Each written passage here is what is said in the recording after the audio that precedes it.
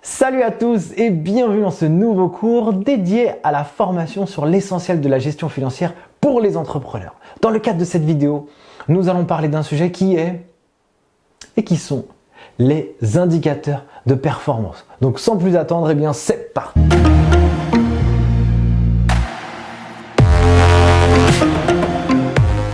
Les indicateurs de performance, KPIs en anglais. Ça, mes chers amis, c'est un élément extrêmement important pour piloter un business.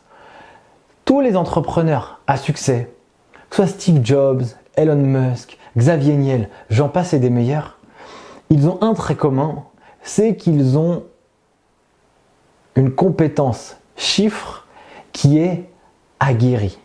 Ils ont une vision vif sur l'analyse de gestion et l'analyse financière. D'ailleurs, la majeure partie des dirigeants du CAC 40, c'est la même chose. Ils ont pour la plupart un gros profil financier et c'est pas pour rien en fait. Eux, ce qu'ils font, c'est qu'ils analysent des indicateurs de performance pour prendre des décisions stratégiques. Alors, je vais vous donner un exemple. Imaginez-vous, vous êtes entrepreneur, vous avez travaillé durement toute une année et vous allez partir en vacances avec votre famille ou avec vos amis. Eux, ils vous ont donné une mission, c'est d'être le capitaine des vacances. Et ça va commencer directement dans la voiture. Dans la voiture, on va vous dire, c'est toi qui vas piloter et qui va nous ramener sur la route du soleil. Génial. Donc, vous prenez la mission à cœur, vous êtes hyper motivé et vous voyez déjà en train de siroter un bon cocktail de jus bien frais sur la plage, au bord et au soleil. Dans la voiture, l'ambiance elle est géniale. Vous conduisez, etc. Ça fait déjà plusieurs heures que vous êtes parti. Et à un moment donné, vous faites une action. Vous allez regarder votre tableau de bord. Et dans le tableau de bord, vous allez voir deux choses.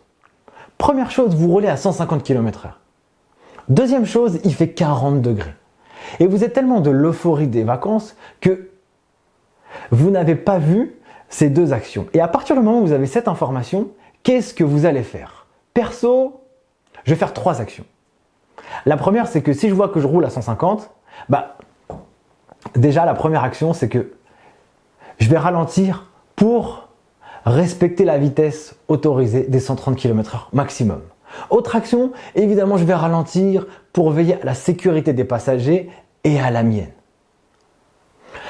Autre action que je vais faire, c'est que je vais allumer la clim parce qu'il fait 40 degrés. Et en plus de ça, je vais boire de l'eau et faire boire de l'eau à tous les passagers qui composent la voiture. En fait, l'indicateur de performance, le tableau de bord, c'est un outil incontournable pour tous les entrepreneurs et tous les bons gestionnaires. Et pour qu'il soit pertinent, voilà ce qu'il doit vous donner. Il doit vous donner une information en temps réel. J'avais 150 km/h, dès que j'ai vu l'info, j'ai agi et j'ai ralenti. Et il doit vous donner une information en temps réel, ça c'est une première chose. Et deuxième chose, il doit vous inciter à l'action. Soit vous allez agir, donc vous allez baisser la vitesse, ou soit vous allez rien faire du tout. Donc en fait, l'indicateur de performance et l'indicateur d'un tableau de bord, il doit être donné en temps réel et vous inciter à l'action. Faire ou ne pas faire. Et maintenant, il y a plusieurs indicateurs que vous devez suivre en entreprise. Déjà, vous avez des indicateurs qui sont financiers. Les indicateurs financiers, je vais vous en donner quelques-uns fondamentaux. Franchement, c'est la base. Déjà, vous allez regarder votre chiffre d'affaires. Plus votre chiffre d'affaires est important et plus votre niveau d'activité est important. Plus votre chiffre d'affaires est bas et plus votre niveau d'activité est bas. Et ça, globalement, c'est pas bon signe. Donc, il faut absolument regarder le chiffre d'affaires parce que c'est la température de votre activité. Et évidemment, vous devez absolument regarder la croissance de votre chiffre d'affaires. Je vous le conseille, mais 1 million de fois, de regarder absolument cet indicateur. Personnellement, lorsque j'ai démarré le projet d'entreprise sur lequel j'ai travaillé, lorsque je coach les entrepreneurs, je leur demande d'être toujours focus pour qu'ils puissent augmenter leur chiffre d'affaires et se poser des questions. Comment je dois faire? Est-ce que je dois embaucher des gens pour avoir plus de chiffre d'affaires? Est-ce que je dois augmenter mes prix? Est-ce que je dois vendre plus de produits? Bref, je trouve des astuces pour pouvoir augmenter mon chiffre d'affaires. Est-ce que je crée de nouveaux produits? Les idées, franchement, elles ne manquent pas. Ensuite, autre indicateur évidemment à regarder, c'est la marge brute. Je prends un exemple, votre activité c'est d'acheter et de vendre des casquettes. Eh bien, la marge, c'est le résultat finalement de votre chiffre d'affaires de casquettes moins les coûts d'achat que vous avez eu sur ces casquettes. Et ça vous donne votre marge. Est-ce qu'elle est de 50%? Posez-vous la question, comment je peux la passer à 60%? Est-ce que je dois vendre plus cher mes casquettes? Est-ce que je dois acheter moins cher mes casquettes? Ça vous donne la possibilité d'agir. Vous avez l'info, qu'est-ce que vous faites? Vous agissez ou vous n'agissez pas? Autre élément. Ensuite, vous avez comme autre indicateur, c'est ce qu'on appelle le BE, l'excédent brut d'exploitation. Cet indicateur, je l'affectionne particulièrement. En fait, pour faire bref, il correspond à votre chiffre d'affaires, plus les subventions que vous pourriez avoir, moins tous les achats que vous faites à vos fournisseurs, moins tous les impôts et taxes, sauf l'impôt sur les sociétés, moins les charges de personnel. Et ça va vous donner la performance de votre exploitation. Finalement, la performance de l'activité pour laquelle vous êtes créé.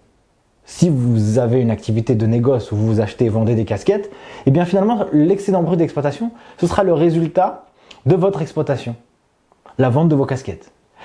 Perso, quand j'ai commencé à entreprendre dans la formation professionnelle, j'ai analysé les comptes des concurrents et j'ai regardé absolument quels étaient leurs EBE pour à minima, moi, me benchmarker et être à minima à ça.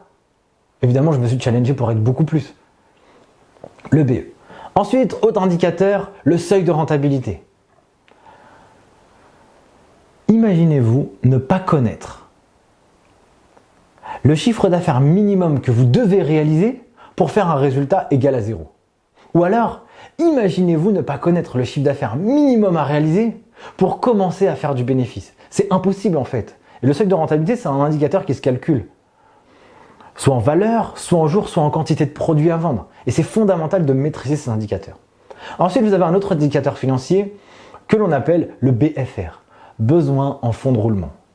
Lui, il va mesurer les ressources financières dont vous avez besoin pour financer votre activité.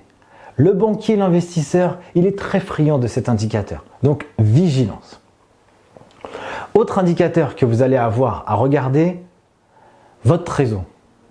Le cash, c'est le nerf de la guerre. Je vais le répéter, le cash, c'est le nerf de la guerre. Vous avez de la trésorerie, ça va. Vous n'avez pas de trésorerie, ça va pas. Là, vous êtes dans une difficulté. C'est très important de pouvoir analyser sa trésorerie et de pouvoir faire des budgets de trésorerie. Je vous expliquerai dans la dernière vidéo de ce parcours comment on gère la trésorerie d'une boîte. Et en plus, vous aurez une surprise dedans. Donc du coup, c'est fondamental de pouvoir optimiser sa trésorerie pour être toujours dans le positif, dans le vert et pas dans le rouge. Et si on est dans le rouge, au moins on le sait et on agit en conséquence. Voilà globalement pour les indicateurs financiers minimum analysés. Vous en avez d'autres, bien entendu. Ensuite, vous avez plutôt des indicateurs business. Alors j'en ai pris quelques-uns, je vous en donne quelques-uns pour que vous puissiez avoir des éléments. Prenons 3 grandes fonctions de l'entreprise. Le commerce, le marketing et les ressources humaines. Sur le commerce, vous devez répondre à cette question. Comment je fais le minimum d'actions possible? Comment puis-je avoir le maximum de clients en faisant le minimum d'actions possible? C'est plutôt ça la phrase. Comment puis-je avoir le maximum? Comment puis-je avoir le maximum de clients avec un minimum d'actions? Vous pouvez par exemple analyser des indicateurs commerciaux. Le taux de transformation des devis que vous allez envoyer. Il est fondamental celui-là. Si vous avez un taux de transfo de 5% sur l'ensemble des devis que vous faites, vous en envoyez 100, vous avez 5 qui reviennent signés. Posez-vous la question, comment je fais pour passer à 10, 15, 20? Est-ce que je dois former mes équipes pour qu'ils puissent mieux vendre, mieux expliquer aux clients? Est-ce que mon devis il est juste très moche et donc du coup quand le client il le reçoit, il n'aime pas du tout? Ça c'est vachement possible. Ça peut être des indicateurs. Ensuite, vous avez un autre indicateur qui est le taux de satisfaction client. Est-ce que mes clients sont satisfaits à 90%? Ou alors il n'y a que 90% des clients qui sont satisfaits. Je dis bien que parce que il faut toujours se positionner en tant que optimiste pour pouvoir améliorer l'histoire. Comment je fais pour passer à 95, puis à 96, 97, 98? Posez-vous des questions. Est-ce que finalement les prestations ou l'expérience client, dans le cas de formation ou de coaching par exemple, si vous êtes consultant, coach ou je ne sais pas, eh bien, est-ce que vous avez un problème justement dans votre expérience client? Est-ce que vous expliquez suffisamment bien? Est-ce que vous expliquez suffisamment bien comment va se dérouler vos parcours de formation? Si vous êtes une entreprise qui développe un outil logiciel, est-ce que vous apportez un support client à vos clients? S'ils ont des questions, ils ne savent pas comment l'utiliser. Donc du coup, si personne ne leur répond, ils ne seront pas contents nécessairement. Donc comment vous faites pour améliorer ça? Ensuite, vous avez aussi un autre indicateur qui est le taux de fidélisation. Le taux de fidélisation client. Combien de clients reviennent chez vous? Et plus vous avez une activité, par exemple les réseaux sociaux, les réseaux sociaux, forcément les gens ils vont venir. Toujours. Et eux, ils vont toujours utiliser des incitateurs pour que les gens puissent toujours revenir. Ils vont leur donner toujours du contenu nouveau. Ils vont leur donner des pubs qui sont relatifs à leur centre d'intérêt. Ils vont leur donner du contenu relatif à leur centre d'intérêt. Ils vont leur montrer ce que les gens de leur réseau, leurs amis, leur famille font et les photos qu'ils montrent. Et donc du coup, ça donne toujours envie d'y aller. Donc eux, leur objectif, c'est vraiment de fidéliser un maximum leurs utilisateurs. Donc ça, par exemple, ça peut être les indicateurs commerciaux. Vous pouvez avoir aussi des indicateurs marketing.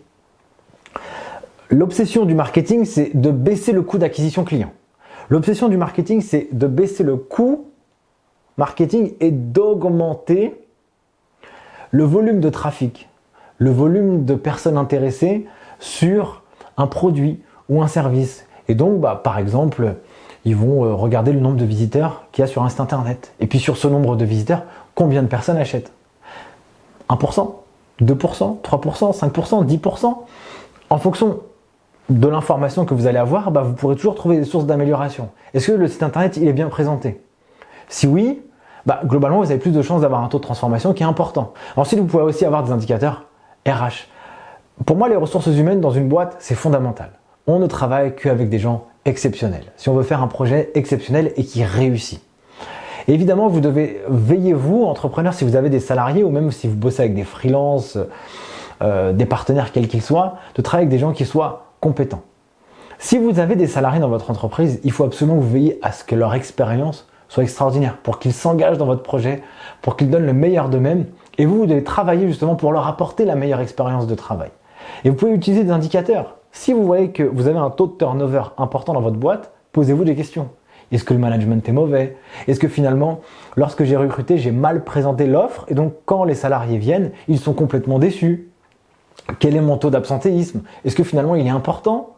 Alors qu'on est une entreprise de service et qu'on est tous dans les bureaux, pourquoi les gens ils sont absents? A priori, s'il n'y a pas d'épidémie, c'est peut-être que l'ambiance de travail elle est mauvaise. Donc vous devez travailler pour apporter de l'amélioration continuelle sur votre projet. Du coup, voilà pour ce 4e cours dédié à l'essentiel de la gestion financière pour les entrepreneurs. Prenez bien en considération que les KPIs, c'est ultra important pour développer un business. N'hésitez pas à revisionner cette vidéo, prenez un maximum de notes pour pouvoir avoir tout ça. Et moi je vous dis à très vite pour le prochain cours où je vais vous parler de cash. Sur ce, prenez soin de vous et à très vite. Ciao!